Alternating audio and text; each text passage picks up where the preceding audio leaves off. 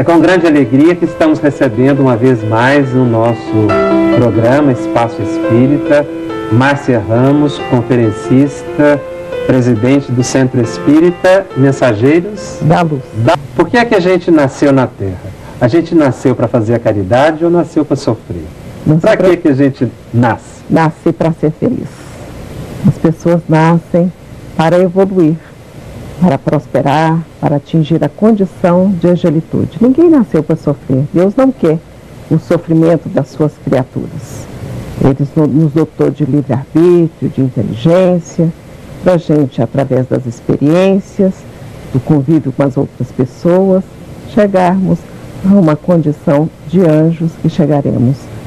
Depende da nossa boa vontade, da nossa disposição para chegarmos a essa condição de angelitude. Eu me recordo num dos livros de André Luiz, que aliás é uma série maravilhosa de 16 livros, não é? Que é um verdadeiro tratado do mundo espiritual. Num dos livros, se não me engano, o Missionários da Luz, há um trabalho numa colônia espiritual de preparação de uma encarnação. Prepara-se lá no mundo espiritual o que a pessoa vai passar aqui na Terra. Inclusive o próprio corpo da pessoa, não é montado, estruturado, o corpo que a pessoa terá no futuro. Não seria aí um determinismo? A gente não faz um planejamento do outro lado e aqui tem que passar por aquilo que planejou? Mas tudo para dar certo tem que ter um planejamento mesmo. Então, planejamento é necessário mesmo.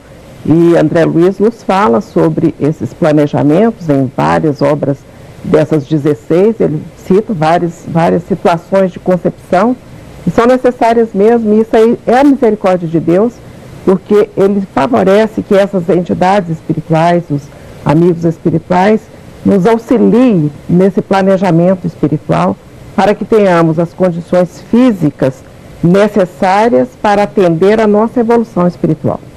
Portanto, às vezes a gente vem com uma carga maior de inteligência, e o Espírito Emmanuel também está dizendo no livro Consolador, no item 117 do livro O Consolador, que a nossa inteligência é a soma das nossas experiências. Portanto, às vezes, num determinado momento, nós precisamos de vir com uma carga de inteligência maior para atender uma pesquisa científica, uma descoberta, um trabalho intelectual, enfim, alguma atividade que vai trazer um benefício para a própria humanidade. Então, nós chegamos, ou alguns chegam, com essas condições de uma inteligência exacerbada exatamente para atender essas necessidades. Então, tudo há necessidade desse planejamento e os amigos espirituais nos favorecem. Muitas vezes o corpo vem debilitado, porque um corpo debilitado favorece também o processo da evolução espiritual. Não há injustiça de Deus, é isso que se questiona, não é? Não, uma pessoa vem com um cérebro melhor do que o outro. Nós não somos todos iguais, filhos do mesmo Pai? As experiências.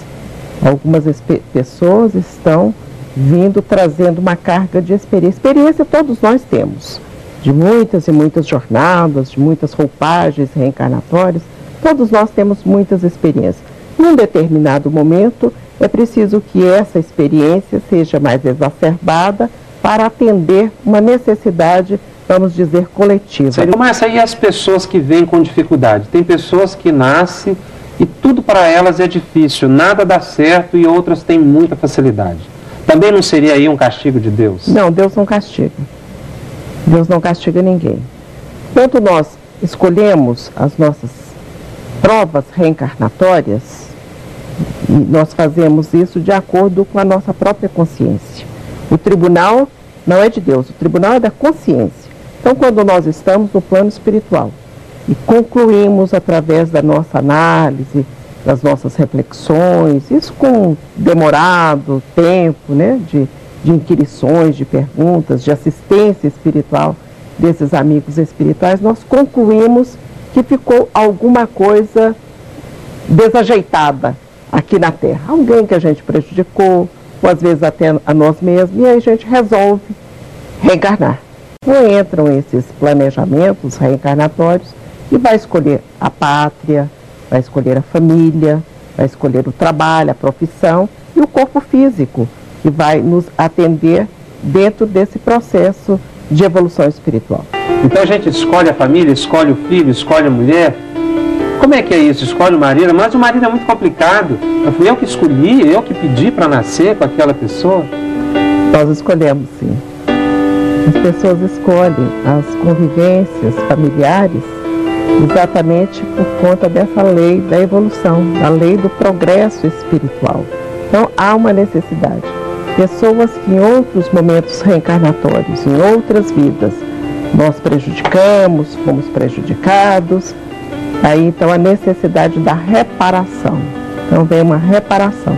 Como é que a gente vai reparar uma falta que a gente cometeu em vidas anteriores? Resgatando essas faltas. Por causa da ideia da culpa, né, do outro lado, né, Márcia? Exatamente, a consciência acusando. Mas é melhor que todos fiquem amigos, mesmo depois de, se houver a separação, que fiquem amigos, que queiram bem, que se perdoem, porque senão volta mesmo. É por isso que algumas pessoas dizem, eu vou suportar até o final, porque na próxima vida eu não quero nascer com essa pessoa nunca mais.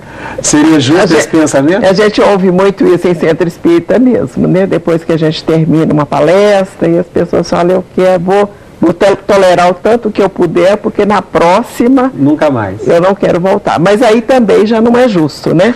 Porque já está havendo essa animosidade. Isso não pode haver. A gente tem que entender que todas as pessoas são irmãs.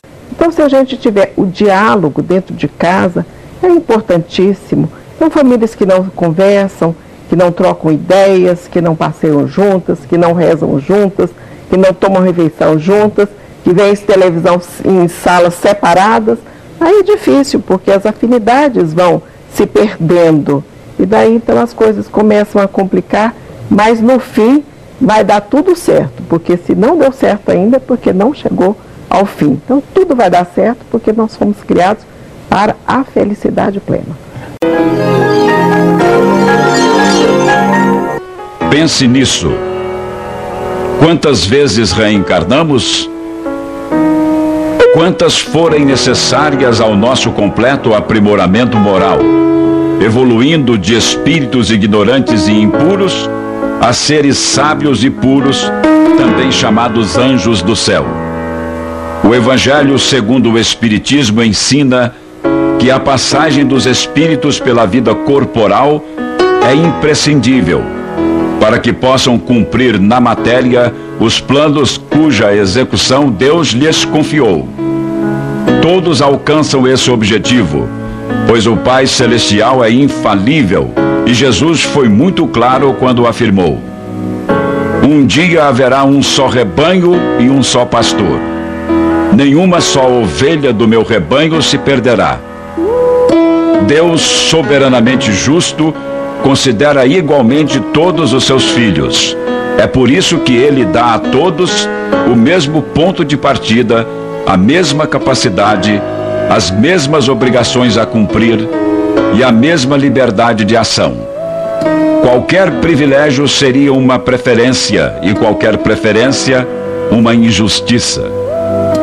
A encarnação é para todos os espíritos apenas um estado transitório. É tarefa que Deus lhes impôs no início de suas vidas, como primeira prova do uso que farão do seu livre-arbítrio. O livre-arbítrio é a faculdade que tem o espírito de determinar a sua própria conduta ou a possibilidade que ele possui de, entre duas ou mais razões suficientes de querer ou de agir, escolher uma delas e fazer que prevaleça sobre a outra. É assim que o homem traça seu próprio caminho, errando ou acertando, até a perfeição.